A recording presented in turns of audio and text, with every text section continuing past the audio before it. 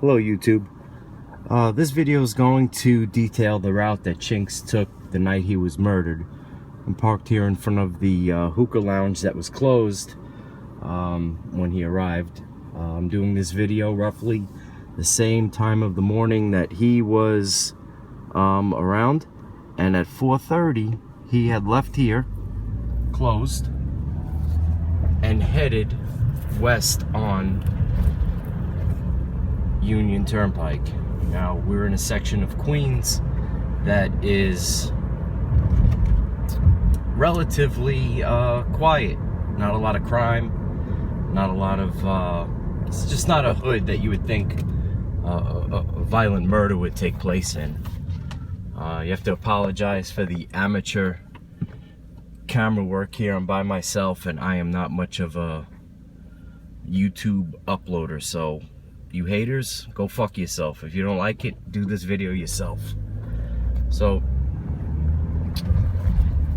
on the morning of May 18th,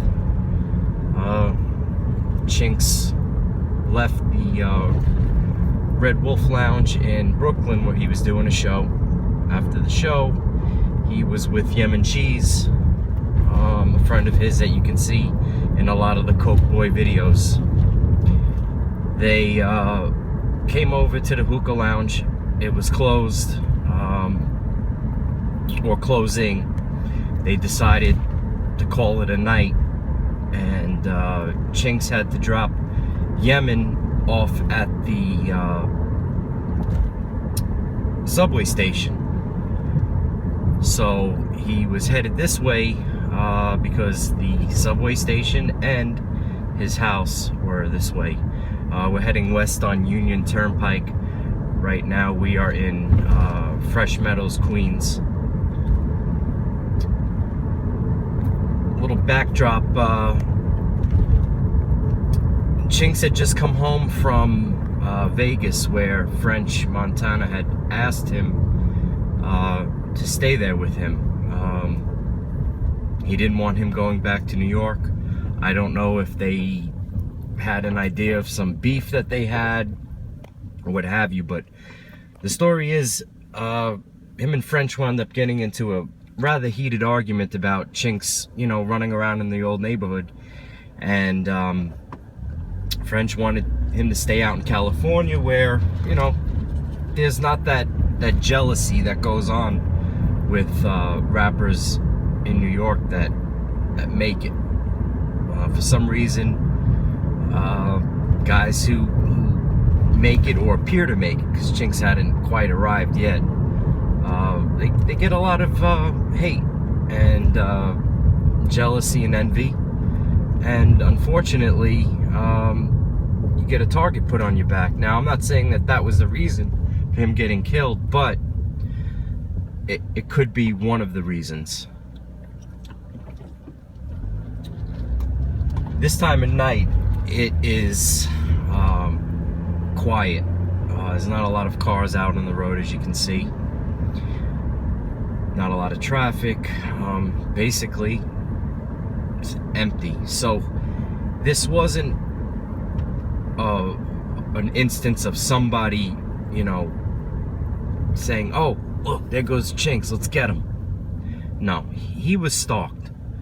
He was preyed on, he was followed, and at the right moment, and you'll see when we arrive at the scene where he was shot, it was almost like the perfect place for him to be shot, because there was no cameras, no red light cameras, no surveillance cameras. Here in New York, if you go over the speed limit, you're on film, you're on video, your license plate gets taken, everything.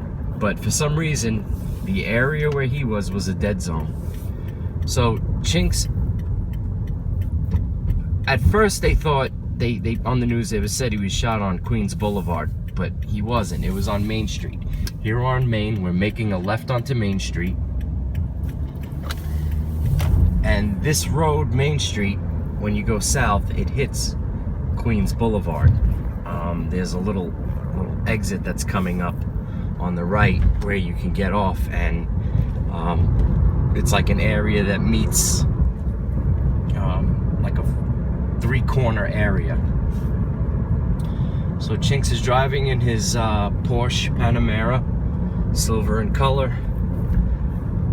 He's probably styling right now, having a good time, had a good night, had a good show, and he had no idea what was in store for him. So Chinx gets off right here at this exit here, which crosses over the Van Wyck Expressway. Okay, we're still on Main Street South.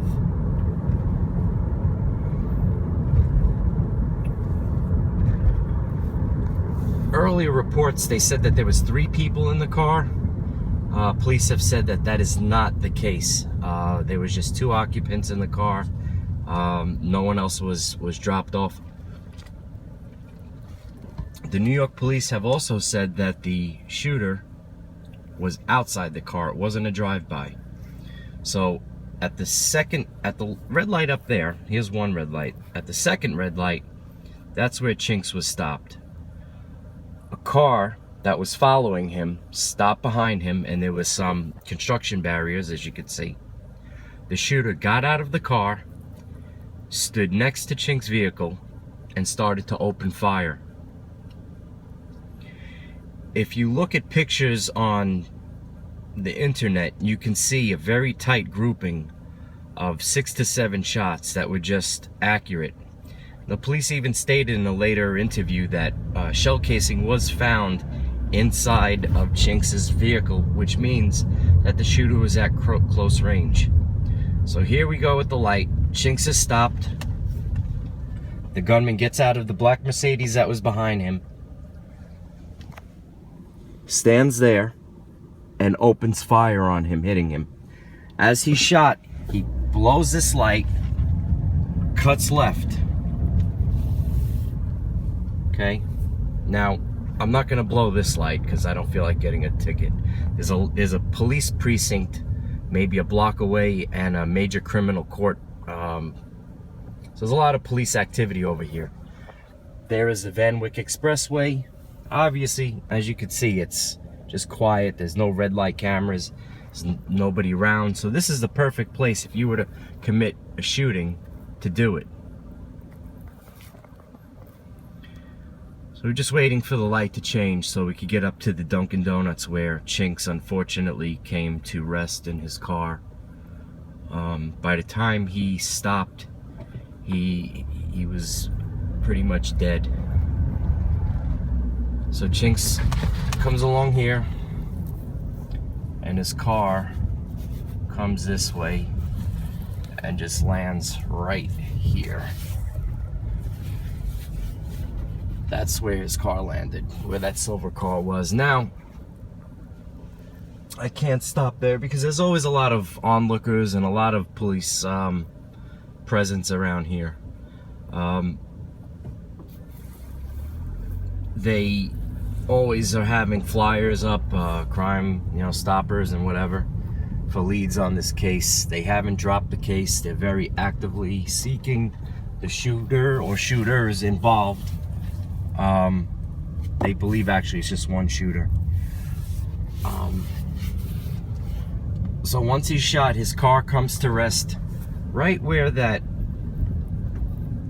silver Corolla is. Okay, right behind it. Sorry about this shit camera work. Alright. And that's where he is picked up by the ambulance and brought to the hospital where he was pronounced dead. Now, along here, the cops made it to the scene within 2 minutes. Detectives were all over the place. And, it's been over a year and they still have not found who killed him. Now, there's a lot of speculation, and I'm not going to point fingers at who and what. But it's just sad that a guy who was on the verge of making it big had his life cut short, and for pretty much no reason.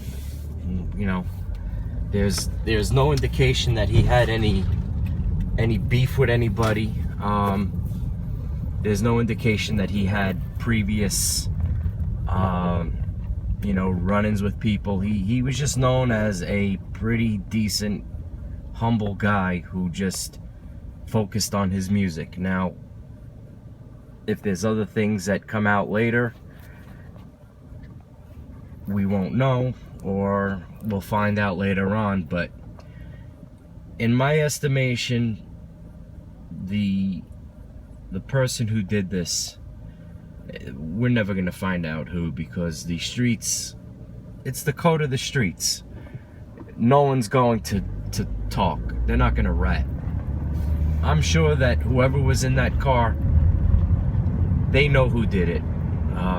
Yemen Cheese, the passenger, he knew who was shooting at them. They wouldn't have gotten that close to him. But he's not going to say it. Now, if you look at some of the posts that Yemen Cheese has made on Instagram, he's kind of said, you know, I'm coming for you, which I don't know if that's empty threats or him just being Yemen Cheese, just being, you know, a wise ass. But my theory is they know who, they have an idea who had did this, because shortly after the shooting, the morning of the shooting, a couple hours after, 3 men were arrested in connection with the stolen Mercedes that was involved in the shooting. Now, for some reason, nothing was said about the arrest. They didn't really come out and say who was arrested or why. I guess they didn't have enough on them to arrest them for the murder. They did have them on the stolen car, but that was it. You know, it's kind of this case has come out one way, and then they kept it very tight-lipped, and then almost to the year anniversary, the police came out and said a different narrative. You know, everybody had thought that Chinx was killed on Queens Boulevard and that a car pulled up and he was shot at from far away, which is not the case.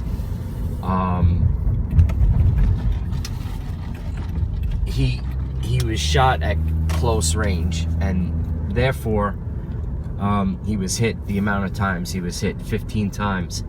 That's a lot of times to get hit, and those injuries unfortunately were non-survivable.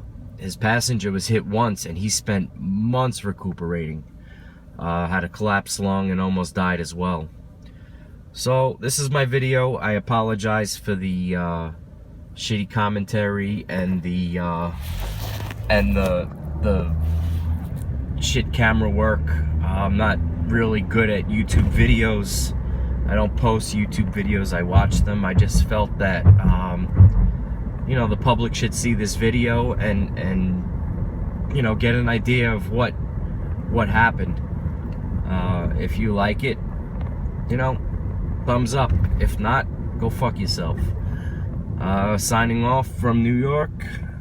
Take it easy. R.I.P. Chinx, #1 Coke boy. Yay.